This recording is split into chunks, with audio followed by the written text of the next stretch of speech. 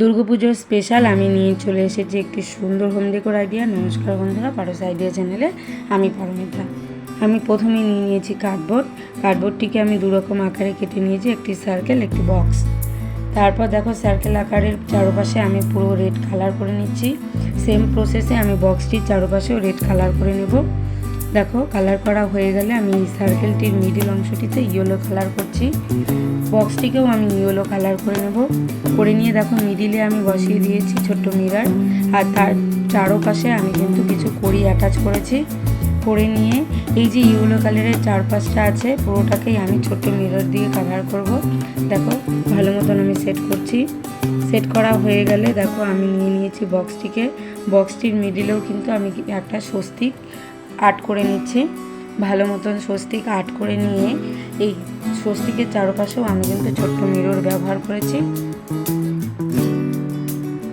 দেখো ভালো মতন আমি মিরর ব্যবহার করে নিয়েছি। করে নিয়ে আমি এই ইয়েলো কালারের চারপাশেও কিন্তু আমি কিছু মিরর অ্যাটাচ করেছি। পুরোটাতে ভালো মতন কভার করা হয়ে গেলে তারপর দেখো আমি এই সার্কেলটি নিয়ে নিয়েছি। এখানে নিয়েছি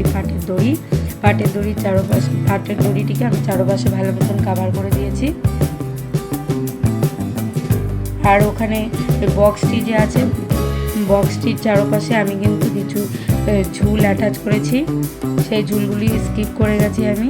তারপর নিয়ে নিয়েছি কালার, উপরের অংশটি রেড কালার করে আমি ইয়েলো কালারের ডট দিয়ে দিয়েছি।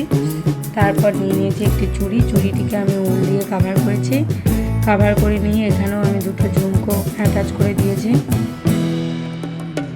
ঝুমকো অ্যাটাচ করা হয়ে গেলে আমি তিনটিকে একসাথে অ্যাটাচ করার জন্য আমি কিছু বিডস নিয়ে নিয়েছি। দেখো বিডসগুলো দিয়ে আমি তিনটিকে একসাথে আমি অ্যাটাচ করে দিচ্ছি হ্যাঙ্গিং করার জন্য।